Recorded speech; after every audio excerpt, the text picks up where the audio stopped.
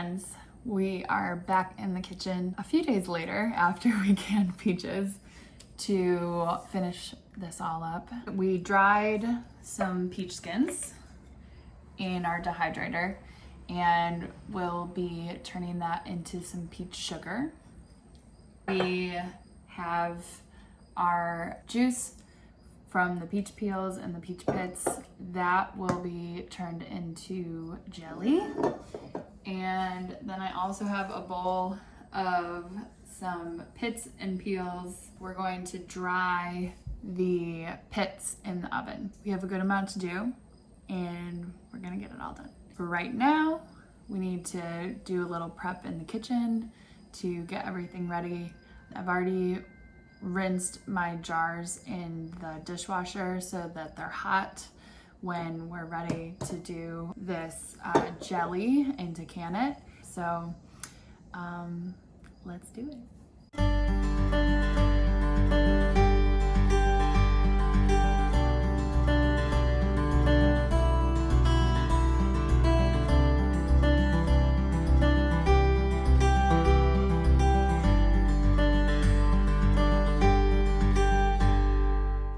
So I know when we were doing the canned peaches, I didn't show you my setup. So I just wanted to give you a quick overview of how I set up when I'm planning to can in the water bath canner. It gets messy, so towels down is really helpful for cleanup. I just throw this in the wash. I always have to wipe the rims.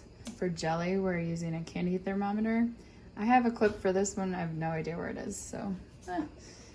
Funnel, definitely need this scoop to scoop off the foam that will come from the jelly.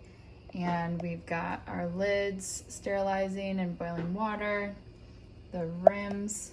This is a little magnet thing that picks up those. And then this little tool, for those of you who don't know, so there's little measurements. It's for headspace. This is not a canning jar that I use, but it'll give you an idea.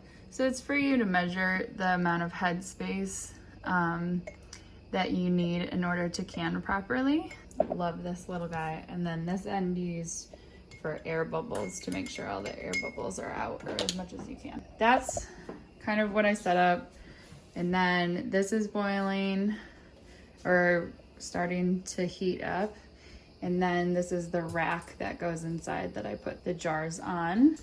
And then we got cookies here just in case we get hungry for a snack. This is the juice of peach peels and some pits boiled in water.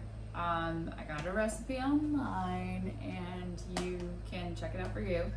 And we strain like the majority of it, or the big pieces, but there's still a lot of sediment in the bottom.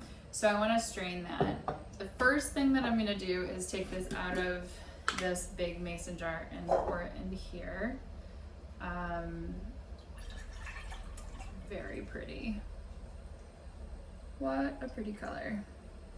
So I'm going to slowly add this liquid to the jar because I don't want to squeeze anything, so that the liquid can strain through there. So while that's doing its thing and dripping and taking its time over there, we're going to take the peach peels and we're going to grind them all up and then make our peach sugar. This is a nice, like, easy project to do. We can make sure, or we can just do this really quick, and I like that it's using as much of the peach as possible. All right, we'll start with this. We will grind. This is my little like mini food processor. You can make it a fine powder, or you can make it a little chunky. I'm going kind of like half and half. I don't know if I'll go too much more than this, where there's like some bigger pieces and some smaller pieces. because I kind of like the look of when you get floral or flavored sugars. I like that you can see some of the pieces in it, especially if they're flowers. In this case, this really beautiful peach skin that's on here.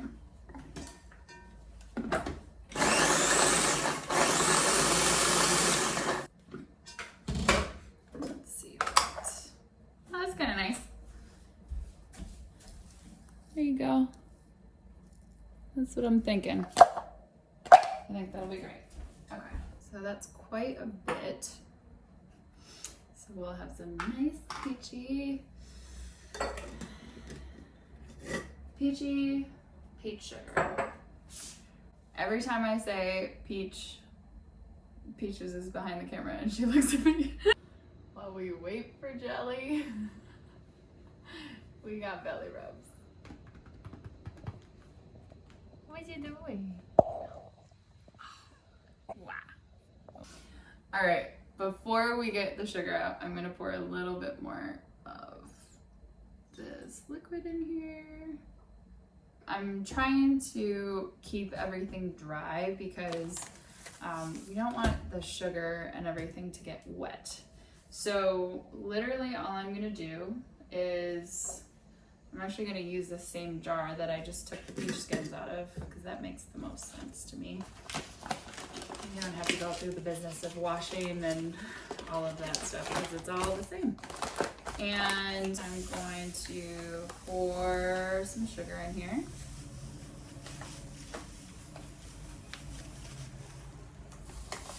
And I'm gonna make my own ratio. I don't know what that'll look like at this point, but I'm just going to add like a heaping tablespoon at a time, a couple in there, and then I'm just gonna shake it and see what happens. So if you don't have a dehydrator and you want to make your own peach sugar, you can dry the peach skins in your oven at 200 degrees, I think, or the lowest temperature you can get, which is usually 200. You can kind of start out at like 20 minutes since they're peach skins and they're thinner, and you want them to be as crispy as you can get them. And that way you can dehydrate them and make your own at home.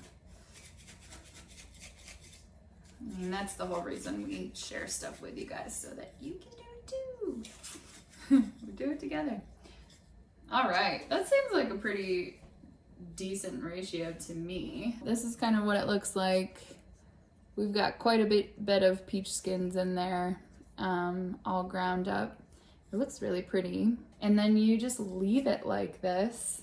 And basically what'll happen is that it will infuse into the sugar, the like flavor and everything. Same thing with lavender sugar is also a nice thing to do. I'm gonna fill this up a little bit more and put another scoop in because I've got more. I'm sure there's lots of fun things that you can make with sugar, and this is literally so easy. All I'm gonna do is just put this back in my cupboard and then we'll use it at some point.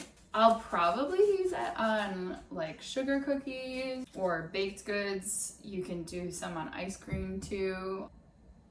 Yay, cool. And now I have peach pits. So this process is new to me. You can dehydrate the peach pits to make tea later. So really I have this bowl, which was the waste from this, and I am just trying to remove the peach pits.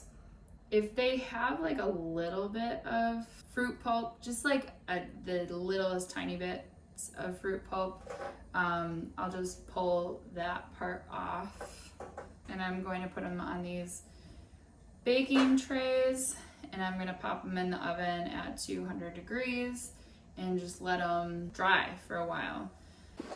Hey friends, so the canner started this. Look at how pretty that peach juice looks from the peels and the pits. So I'm gonna get started on doing the jelly.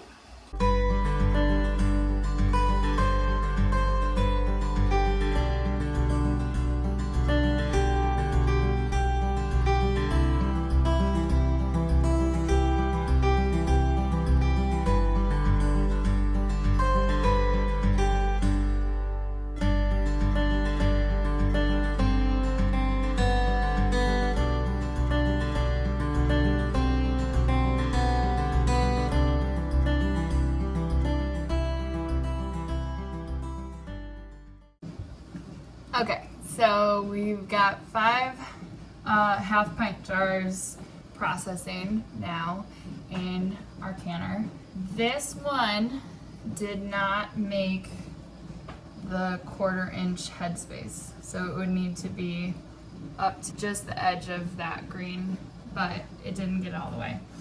So all I'm gonna do is I'm gonna throw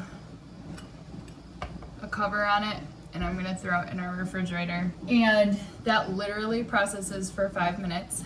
I was using a tested recipe from this book, So Easy to Preserve. It's a cooperative extension at University of Georgia that my aunt gave me. Aunt Sue, thank you. And they have a peach jelly recipe, so I know that it's tested, I know that it's safe, I know that it will store well. I always recommend using tested recipes, and there's a reason I haven't given you a recipe in this video. It's because I want you to go look for a recipe. And I gave you some good recommendations of books that you can look into, but it's very important to follow a recipe with this kind of stuff, I think. That's my opinion. When that is done processing the 5 minutes, I'm going to just turn off the heat, leave them in there for another 5 minutes, and then I'll pull them out. But until then, with my 15 seconds left, I may or may not clean up.